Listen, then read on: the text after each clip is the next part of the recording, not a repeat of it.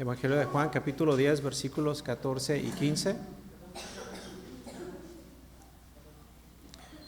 Dice la palabra de Dios: Yo soy el buen pastor y conozco mis ovejas y las mías me conocen, así como el Padre me conoce y yo conozco al Padre y pongo mi vida por las ovejas. Oremos. Señor, gracias por este tiempo. Ha sido glorioso porque hemos venido, Señor, en tu nombre y te hemos cantado de todo corazón. Oramos, Señor, de que tú te hayas agradado, Señor, de nuestras voces. Y si no ha sido así, Señor, por algún pecado te pedimos que nos perdones. Queremos estar a cuentas contigo y queremos aprender de tu palabra también. Que nuestros corazones estén dispuestos, Señor, a escuchar tu voz. Háblanos, Señor, en el nombre de Cristo Jesús, te lo pedimos. Amén. Bueno, pues la semana pasada estuvimos hablando sobre un tema teológico y de suma importancia para cada uno de nosotros. Aprendimos sobre los diferentes aspectos de la santificación y me gustaría preguntar rápidamente si alguien podría mencionar las 3 etapas de la santificación. Excelente. Repítalo un poco más fuerte para que la escuchen. Posicional, progresiva y final. Excelente, hermana, muchas gracias. Así que vimos cómo esta palabra ha jugado un papel muy importante en nuestras vidas desde el inicio de nuestra salvación, a lo largo de nuestra vida terrenal, pero aún todavía más la santificación que nos espera en el día de nuestra glorificación. Así que habiendo aprendido un poco sobre ese tema, hoy quisiera que tomáramos otro término teológico que de hecho también se encuentra en nuestras Biblias. No fue un término inventado por algún hombre, sino que es un término que se encuentra exactamente en ese libro que tenemos delante de nosotros. Y me refiero al tema de la expiación.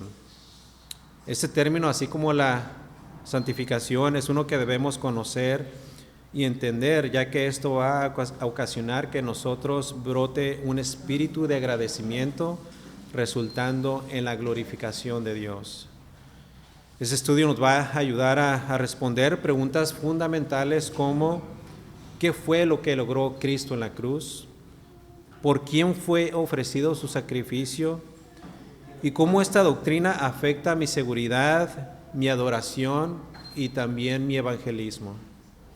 Así que nuestro propósito no es simplemente entender un concepto teológico más, sino adorar más profundamente a Dios, descansando en Él, confiando plenamente en Cristo, para así proclamar con mayor fidelidad el Evangelio que hemos creído. Así que estaremos tratando o tocando 4 puntos diferentes. Y se los quiere apuntar, si no, mientras vayamos exponiendo más bien el estudio, se va a dar cuenta de los 4 puntos, pero son estos. El primer punto es la definición bíblica de la expiación. El segundo punto es la expiación ilimitada. El tercer punto, la expiación limitada. Y finalmente, una evaluación bíblica para el 4º punto. Veamos rápidamente el punto número 1, la definición bíblica de la expiación.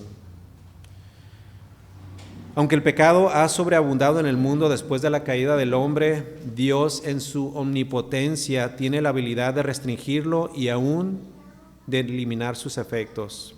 Dios en su soberanía lo hace a través de la expiación. ¿Pero qué es exactamente la expiación? Ahí en su guía tenemos una definición que dice así: la expiación es el acto por el cual Dios facilita el beneficio de borrar el pecado del hombre y ofrecerle reconciliación. Una vez más, la definición de expiación. La expiación es el acto por el cual Dios facilita el beneficio de borrar el pecado del hombre y ofrecerle reconciliación. O sea que la restauración entre Dios y entre el hombre es posible únicamente por el sacrificio de Cristo Jesús. Wayne Macon, un teólogo, dice lo siguiente: la expiación nos muestra la provisión de Dios para nuestro perdón y nuestra restauración al favor divino. Y en su diccionario teológico define él la expiación. La expiación describe el proceso y el medio de nuestra relación personal y única con Dios. Una vez más, la expiación describe el proceso y el medio de nuestra relación personal y única con Dios. O sea que por la expiación, la ira de Dios es aplacada a través del sacrificio de su Hijo Jesucristo. Otro diccionario más define el término de la siguiente manera: es el acto por el cual, mediante un sacrificio, se busca que Dios sea propicio, satisfaciendo su justicia, borrando la culpa, purificando el alma y reconciliándola con Él. O sea que a través de la expiación se quita la ira de Dios sobre el hombre pecador y lo reconcilia también con Dios. Hace estas dos cosas. Hay reconciliación y restauración. El concepto de la expiación se remonta desde los tiempos del Antiguo Testamento. Esto no es nada nuevo. No es nada nuevo. Y aunque en sí el término no se encuentra como tal en el Nuevo Testamento, la idea de la expiación se encuentra implícita por todas partes, y esto lo estaremos viendo a través del estudio. Ahí en la pregunta número 1 en su guía dice: el término expiación puede significar, y usted puede escribir lo siguiente: cubrir, borrar o eliminar. Pregunta número 1. El término expiación puede significar cubrir, borrar o eliminar. De cualquier forma, en su significado, la idea es que la expiación destruye la misma esencia del pecado. Y es por eso que nosotros podemos presentarnos delante de Dios sin que Él nos aplaste con su ira. El pecado ha sido removido completamente de nosotros. El pecado nuestro, Cristo lo pagó ya en la cruz. Él pagó por nuestro pecado. Él sufrió la muerte, y es por eso que Romanos capítulo 6 dice que la paga del pecado es la muerte. O nosotros moríamos o Él murió. Ya no hay pecado en nosotros, teológicamente hablando. Otro diccionario teológico explica: es la anulación plena del pecado gracias a la justicia de Cristo, propiciando al pecador arrepentido la restauración de su comunión con Dios. Una vez más, es la anulación plena del pecado gracias a la justicia de Cristo, propiciando al pecador arrepentido la restauración de su comunión con Dios. O sea que el acto de la expiación ofrece completa libertad al hombre arrepentido por el mérito de Cristo. Para eso la implicación es que debe de haber arrepentimiento, ¿cierto? Sin arrepentimiento no hay perdón, no hay expiación de pecados. Obviamente Dios es el que hace la obra. Dios, a través del sacrificio de Cristo, remueve, ¿verdad?, esa culpabilidad de nosotros, quita su ira de sobre nosotros y nos reconcilia, pero eso significa que nosotros debemos de arrepentirnos también. El reconocido teólogo famoso Wayne Grudem, que lo citamos, no recuerdo si el sábado o el miércoles pasado, dijo lo siguiente: Cristo ha comprado para nosotros no solo completa libertad del pecado, sino completa libertad de nuestras debilidades y dolores en su obra de redención. Pregunta, ¿cuándo fue instituido el sistema de los sacrificios? ¿Cuándo? No quiero una fecha exacta, un año exacto, simplemente en qué. En el Antiguo Testamento, exactamente. De hecho, en el libro de Levítico es donde Dios vemos instituye Él mismo el sistema de sacrificios. ¿Para qué? Con el fin de restaurar la relación de su pueblo consigo mismo. El pueblo de Israel era un pueblo bastante pecador. Había mucho pecado en él. Y Dios de alguna forma u otra tenía que restaurar, ¿verdad? Una y otra vez el pueblo desobedecía, caía y pecaba delante de Dios. Y la forma de restaurar la relación era por medio de sacrificios. Pero no era un simple sacrificio. En esos sacrificios sangre debía de ser derramada. Noten lo que dice Levíticos capítulo 17, versículo 11. Porque la vida de la carne en la sangre está, y yo os la he dado para hacer expiación. Aquí está la palabra bíblica. Y yo la he dado para hacer expiación sobre el altar por vuestras almas, y la misma sangre hará expiación, una vez más la palabra, de la persona. Leo Levítico 17:11 una vez más. Porque la vida de la carne en la sangre está, y yo os la he dado para hacer expiación sobre el altar por vuestras almas, y la misma sangre hará expiación de la persona. Eso fue en el Antiguo Testamento, pero ¿qué del Nuevo Testamento? Bueno, miles de años después, el autor de la carta a los Hebreos confirma la necesidad del derramamiento de sangre para el perdón de los pecados. Hebreos capítulo 9, versículo 22 dice, y sin derramamiento de sangre no se hace remisión. Y cuando estamos hablando del Nuevo Testamento y específicamente en un libro como el libro de los Hebreos, nos estamos refiriendo explícitamente al sacrificio de Cristo. Su sangre tuvo que ser derramada para el perdón de nuestros pecados, para la remisión de nuestros pecados, para que ellos fueran expiados.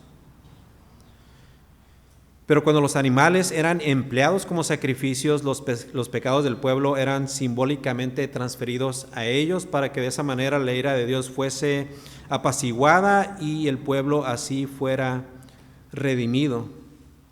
La sangre del sacrificio de los animales entonces hacía expiación, es decir, cubría los pecados, no los removía, solamente los cubría, purificando al pueblo, restaurando al mismo tiempo su relación con Dios. En simples términos, la expiación brinda completa restauración entre el Dios Santo y el hombre pecador por un sacrificio, pero primordialmente por el sacrificio de Cristo en el Calvario.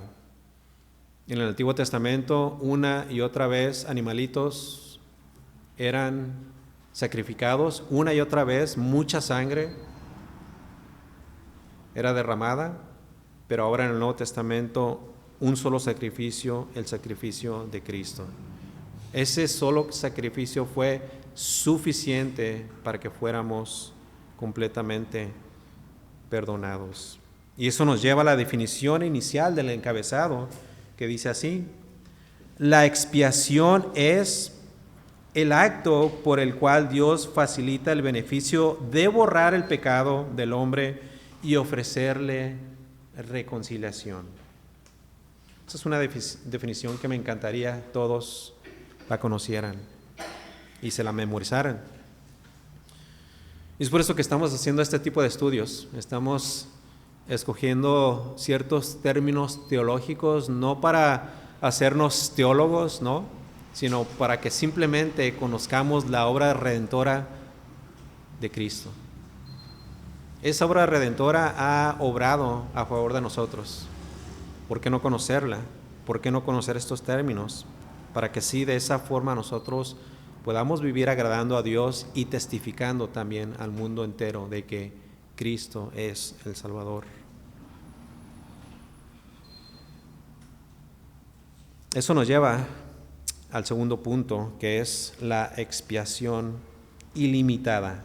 Ya vimos rápidamente y brevemente la definición bíblica del término. Vemos que empezó en el Antiguo Testamento y se extiende hacia el Nuevo Testamento a través del sacrificio de Cristo.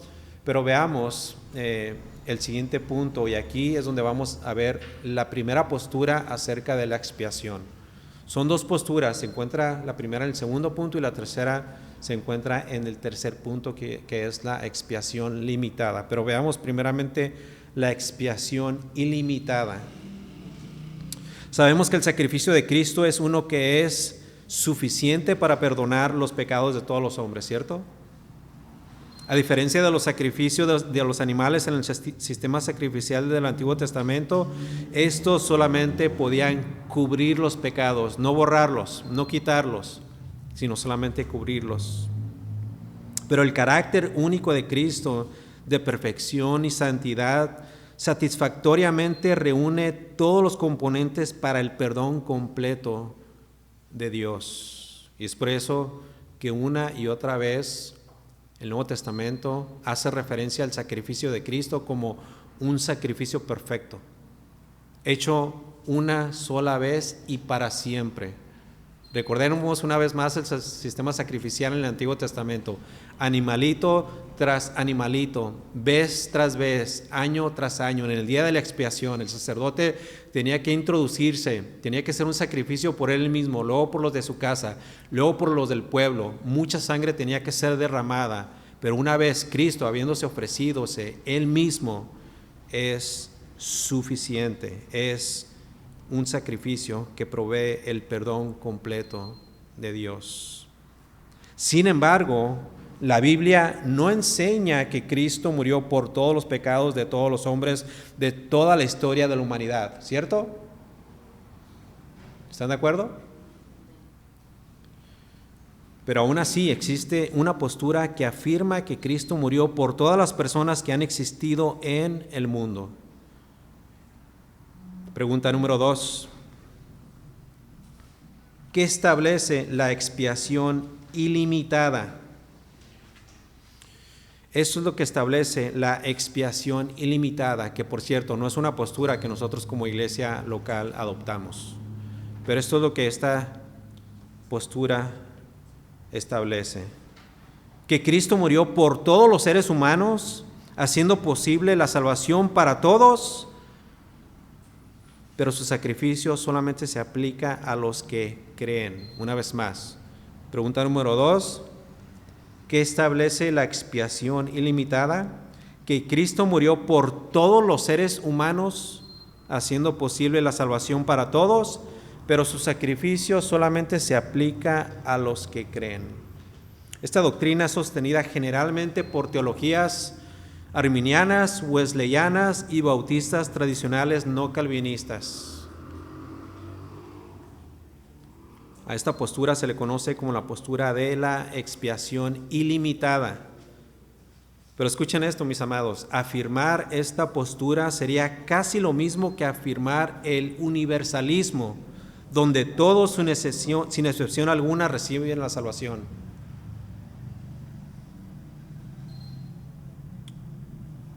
Pero resulta demasiado difícil concebir esa idea, ya que muchos, montones, serán condenados en el día final.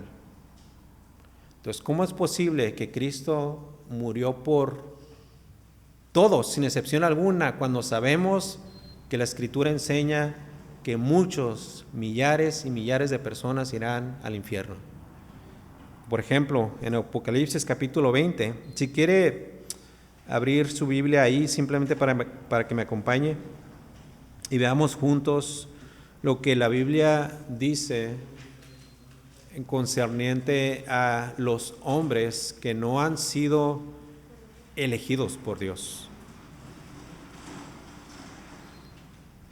y por los cuales Cristo no murió en la cruz. Dice Apocalipsis capítulo 20, versículo 12: y vi a los muertos, grandes y pequeños, de pie ante Dios, y los libros fueron abiertos, y otro libro fue abierto, el cual es el libro de la vida. Y fueron juzgados los muertos por las cosas que estaban escritas en los libros, según sus obras. En otras palabras, esta postura afirma que el hombre tiene la capacidad tanto de recibir a Cristo así como también rechazarle, aunque sabemos que no es una enseñanza bíblica. Y los proponentes de esta postura se anclan en ciertos pasajes de las Escrituras, por ejemplo, Juan 3:16, que dice: porque de tal manera amó Dios al mundo. Pasajes como primera de Juan, capítulo 2, versículo 2, que dice: y Él es la propiciación por nuestros pecados, y no solamente por los nuestros, sino también por los de todo el mundo. O sea, de ambos pasajes, estos hermanos deducen que todo hombre nacido de una mujer es incluido. Sin embargo, la palabra en ambos casos, la palabra mundo no se presta para esa posición, ya que contradice muchos otros pasajes bíblicos, como por ejemplo el pecado de la blasfemia al Espíritu Santo. Sabemos que es un pecado que no puede ser perdonado. Dice Mateo capítulo 12, versículo 31, por tanto os digo, todo pecado y blasfemia será perdonado a los hombres, mas la blasfemia contra el Espíritu Santo no les será perdonada. Lo que significa que la mayoría de los hombres tendrán que pagar por la consecuencia de ese solo pecado, porque ellos rechazan a Cristo y al morir irán al infierno a pagar su justa condenación. ¿Preguntas? Sí, hermano. Hermano, entonces la doctrina de la expiación o la postura de la expiación ilimitada es similar a la del universalismo, o hay una diferencia, y si es similar. Sí,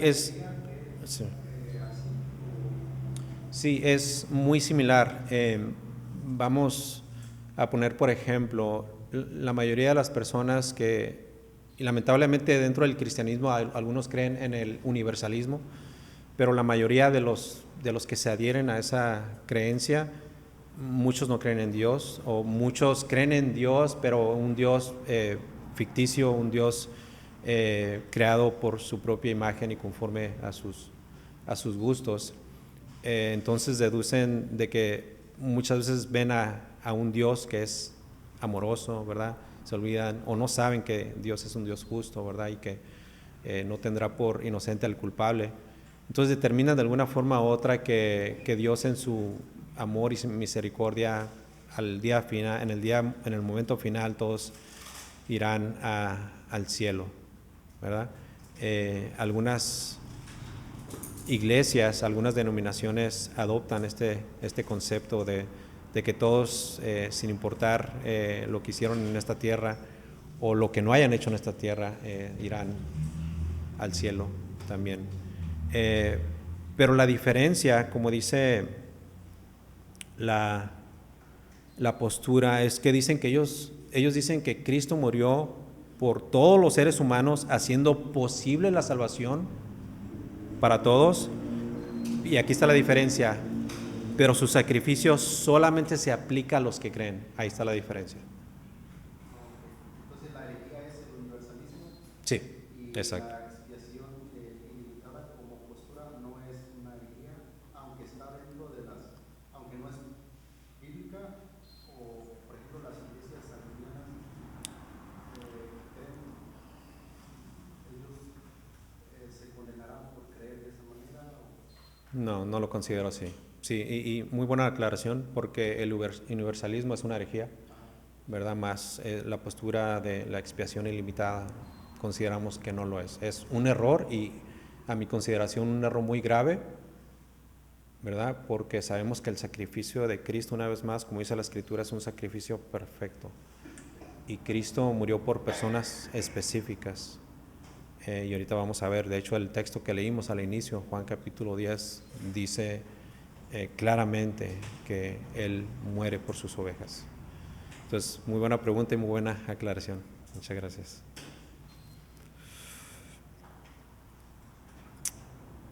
Cabe mencionar que el infierno es el lugar reservado para todos aquellos que han deliberadamente rechazado la oferta de gracia de parte de Dios en su evangelio y ciertamente serán juzgados para finalmente ser lanzados por una eternidad al lago de fuego. Apocalipsis capítulo 20. Usualmente los proponentes de esta postura afirman que aunque Cristo murió por los pecados de todos los hombres, aún así únicamente los que le reciben por fe serán salvos. Así de la misma manera también argumentan y fuertemente bajo la perspectiva de que esta es la mejor expresión de amor de parte de Dios, ya que ofrece su deseo de salvar a muchos y no tan solamente a unos pocos. Pero la interrogativa permanece porque entonces los que no son salvos y son juzgados aún tendrán que pagar por sus pecados por toda una eternidad. Y podríamos hacernos la pregunta, si realmente Cristo murió por todos, entonces, ¿qué están haciendo muchos hoy mismo en el infierno?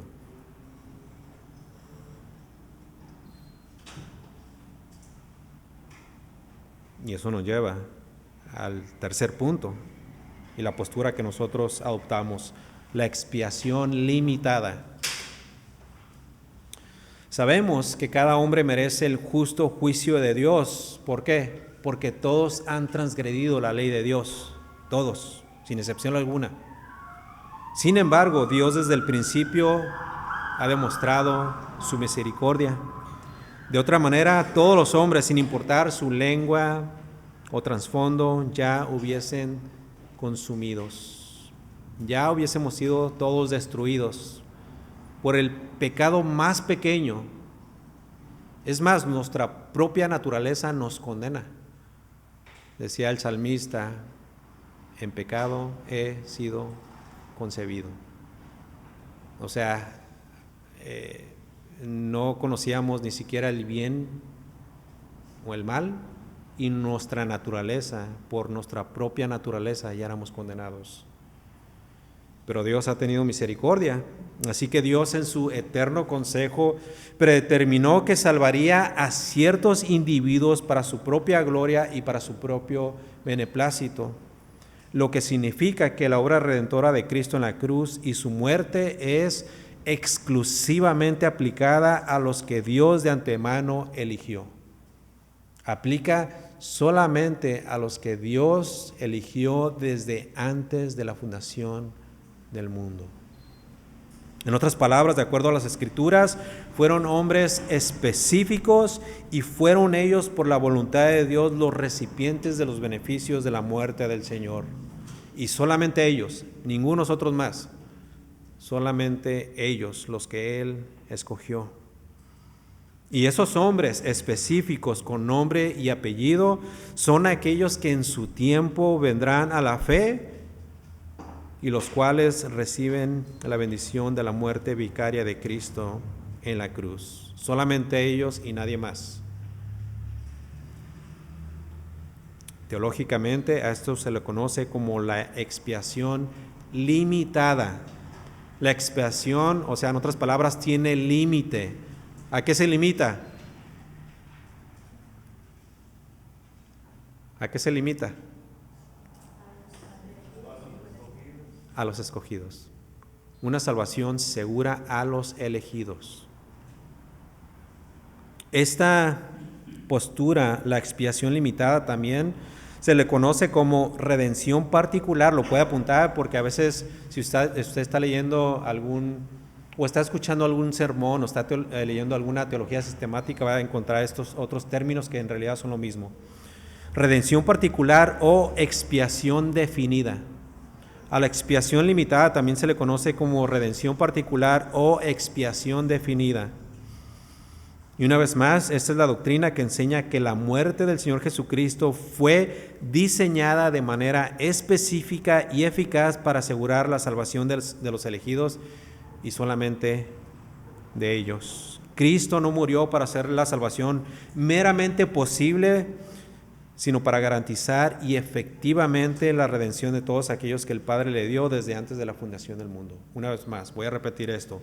Cristo no murió para hacer la salvación meramente posible para algunos, sino para garantizar efectivamente la redención de todos aquellos que el Padre le dio desde antes de la fundación del mundo. La expiación limitada establece que la muerte de Cristo es suficiente para pagar por los pecados únicamente de los elegidos. Pregunta número 3.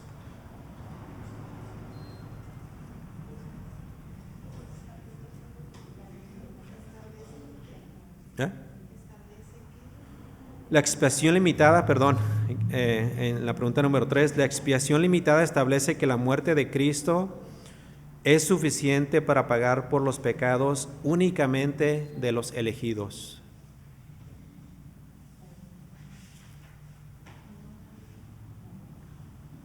Noten lo que dice en el Evangelio de Juan, capítulo 10, versículo 11. Yo soy el buen pastor. Aquí está hablando del Señor Jesucristo. Yo soy el buen pastor y el buen pastor su vida da por las ovejas. Pregunta, cuando alguien viene a Cristo y Él llega a ser su pastor, ¿qué llegamos a ser nosotros? Ovejas. ¿Todos son ovejas? ¿Cómo se le llaman a los que no son ovejas? Cabras, chivas. ¿Qué dice el texto? ¿Él da la vida por los chivos o por las cabras? No, el pastor, nuestro pastor Jesucristo solamente ha dado su vida por sus ovejas, por sus ovejas. ¿Cuál es la implicación aquí? El hecho de que Jesús diera su vida por las ovejas, o sea, los elegidos, implica un alcance de expiación limitada. Una vez más, el hecho de que Jesús diera su vida por las ovejas implica un alcance de expiación limitada.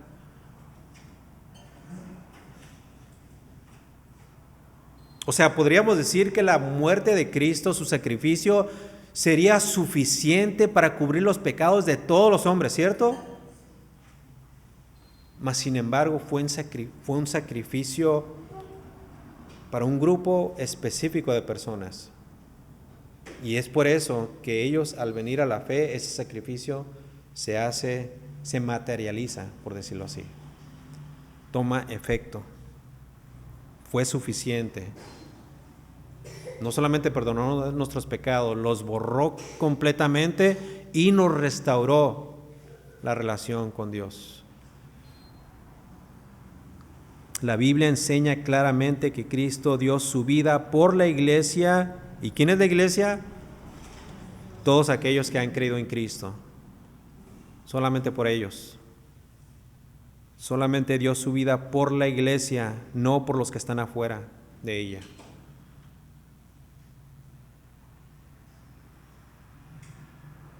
Noten lo que dice Efesios capítulo 5, versículo 25.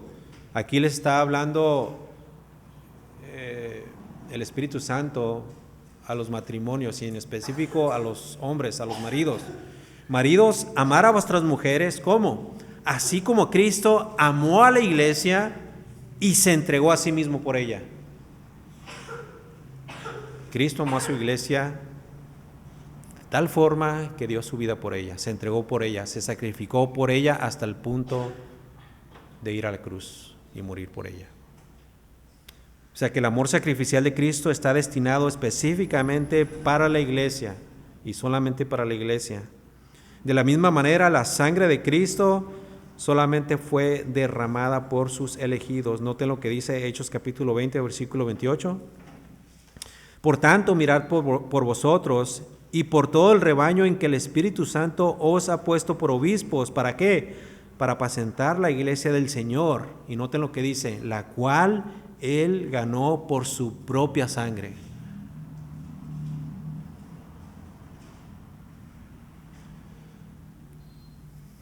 Toda la obra redentora de Cristo desde su nacimiento, inicio de ministerio, su vida siempre fue con el propósito de beneficiar a sus escogidos.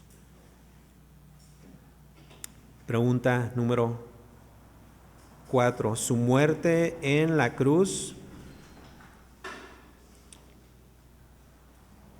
es la que ha sido capaz de expiar los pecados de los suyos en toda su magnitud. Su muerte en la cruz es la que ha sido capaz de expiar los pecados de los suyos en toda su magnitud.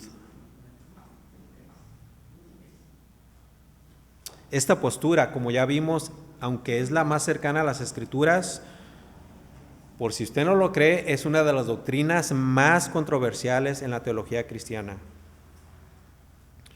Pero se entiende claramente que la muerte de Cristo en la cruz hace posible la segura salvación de los elegidos de Dios. Por lo tanto, concluimos que la salvación no es de todos, y aunque en sí la muerte del Señor sería suficiente para pagar por todos los pecados, en el plan eterno de Dios solamente, una vez más, solamente los elegidos son los que Cristo pagó con su muerte expiatoria.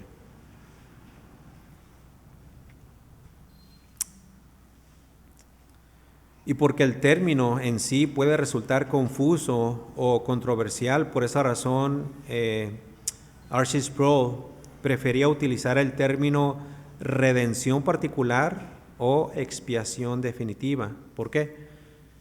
Porque de esa manera se puede comunicar, según él, más concisamente que Dios antepuso que la obra de su Hijo tendría el fin específico de morir por las ovejas que él mismo le había entregado.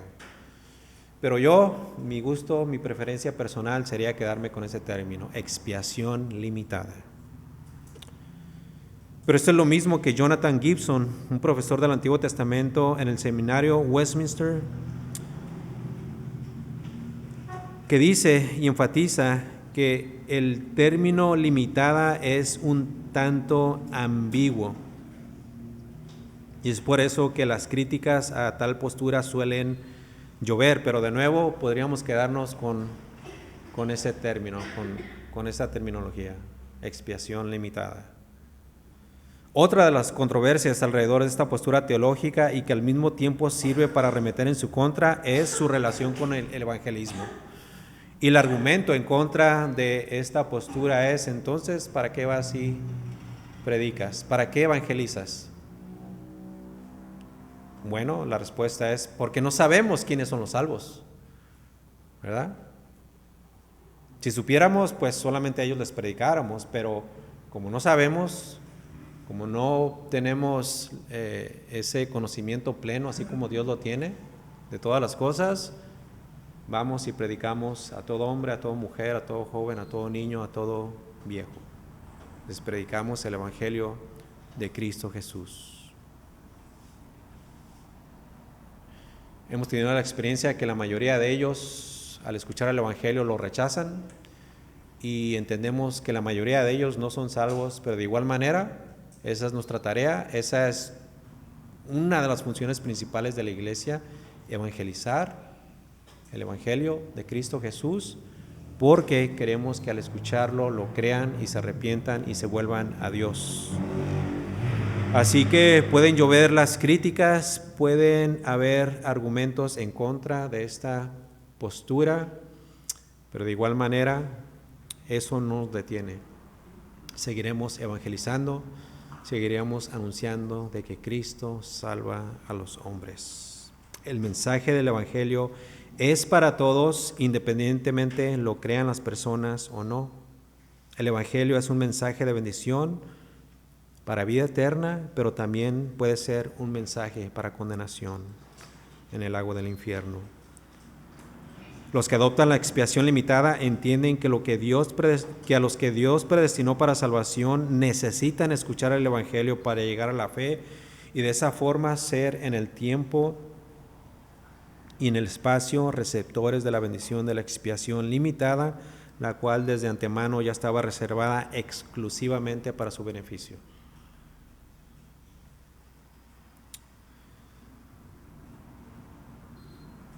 Aquí me voy a brincar algunas cosas que creo que podríamos hablar en otro tiempo y simplemente para avanzar.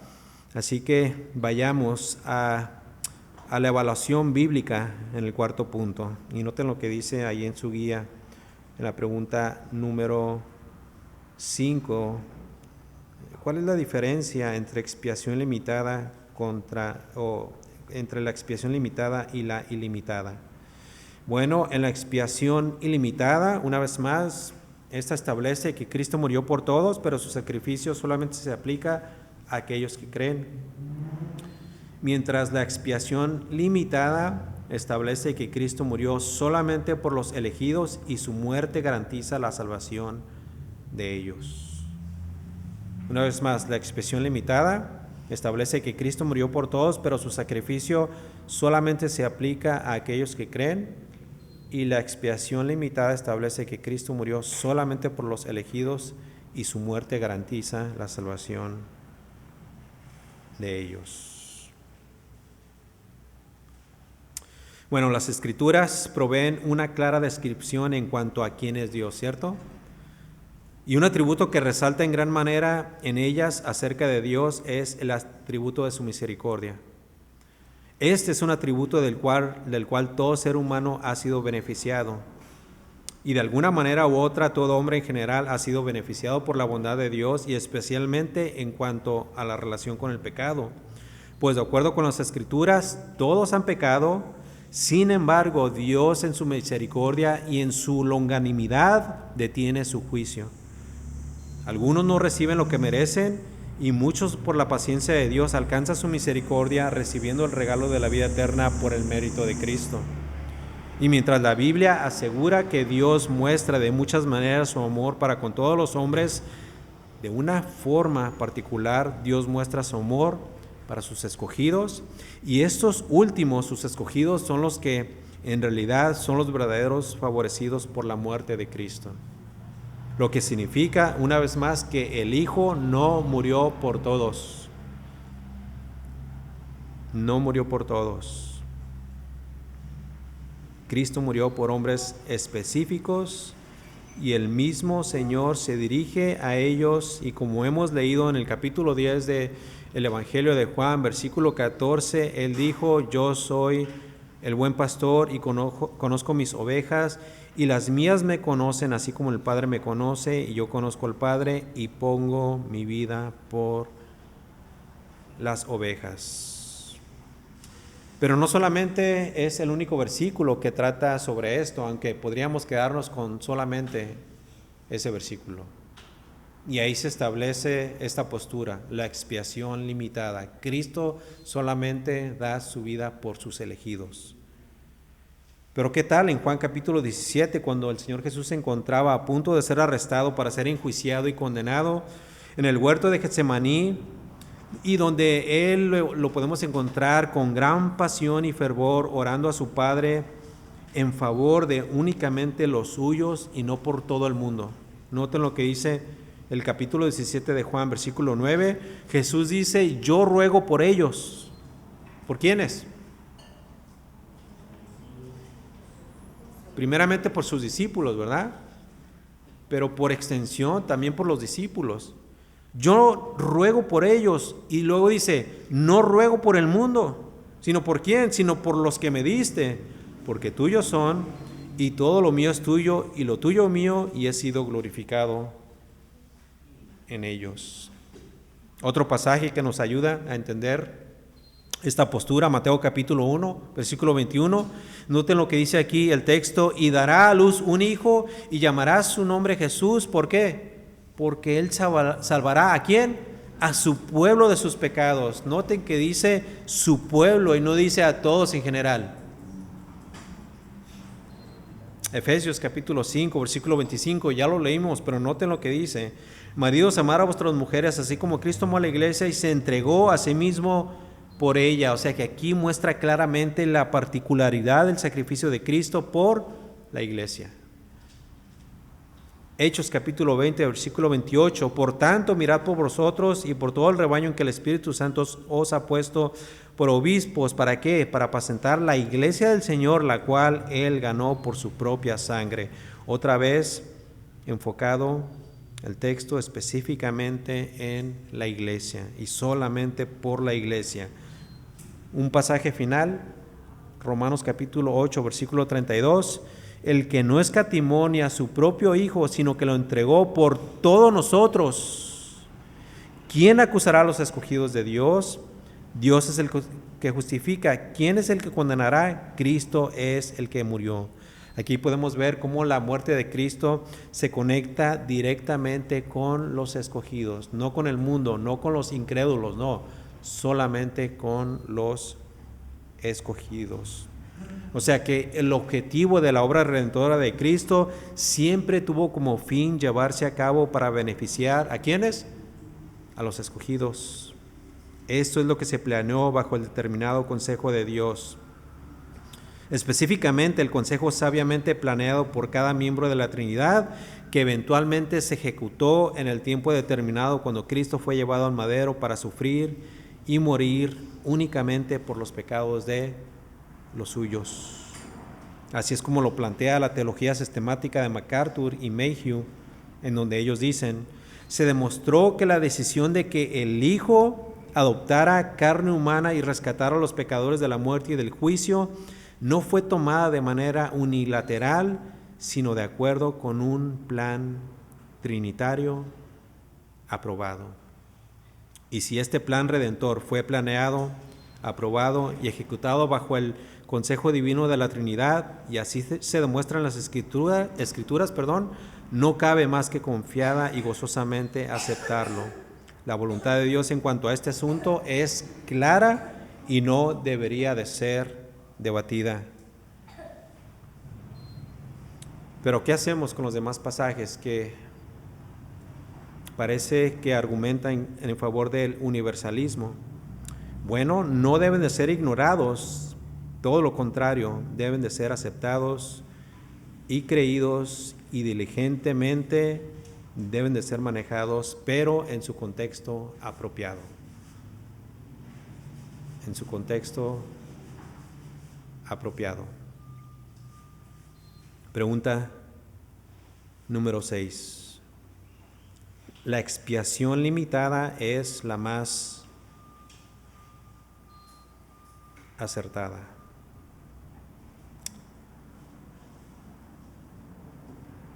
¿Por qué es la más acertada? ¿Alguien me podría decir rápidamente?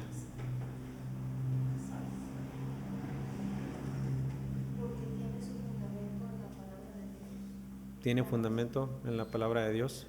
Es claro, el versículo es donde dice: ruego por los que tú me has dado, no por vos. ¿Qué haríamos con pasajes como por ejemplo Juan 3:16? Pasajes donde habla acerca, o el de Primera de Juan, donde dice que no solamente por nuestros pecados, sino también por los del mundo entero. ¿Qué hacemos con esos pasajes?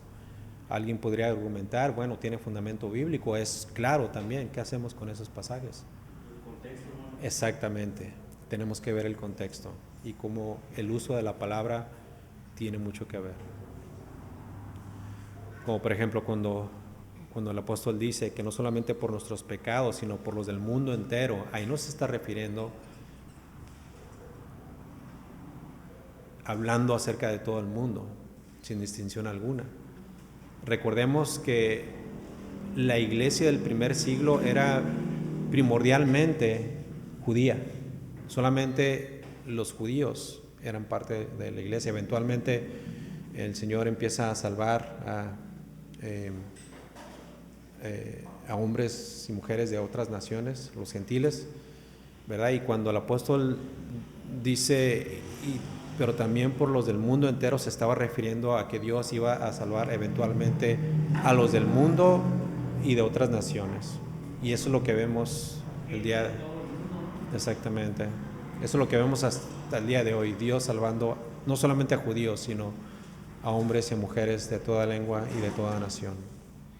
Porque dice que para que todo aquel que en él cree, o sea, él dio su vida, pero para que tienen que creer, porque él dio su vida para que todo aquel que en él cree no se pierda. Y ese es un buen punto también, porque no todos creen, solamente los que creen, solamente ellos reciben el beneficio de la expiación. Muy bien, muy bien. Podríamos extendernos un poco, pero creo que han captado la esencia de lo que hemos estado estudiando. ¿Alguien tiene alguna otra pregunta? Si nos extendemos, nos pasamos la hora, ¿verdad? Pero creo que una vez más creo que tenemos un entendimiento, ¿no?, de este concepto, de lo que es la expiación en sí y cómo la Biblia, específicamente en el Antiguo Testamento, hace mención del término de la palabra, pero también lo vemos que se extiende hacia el Nuevo Testamento y específicamente a través del sacrificio de Cristo. Pero no solamente eso, hemos visto también las diferentes posturas, y hay una tercera postura que consideré no era necesario tocarlo. Es una postura que adopta ambas posiciones, tanto ilimitada como limitada. Pero bueno, si alguien está interesado en escuchar sobre ella, hágamelo saber. Yo les hago llegar algún documento que tengo por ahí, que estuve estudiando cuando estuve en el seminario. Pero estas son las que más prevalecen hoy en día, la ilimitada y la limitada. Y nuestra postura como iglesia local es que adoptamos la limitada. Cristo murió específicamente por hombres. Amén.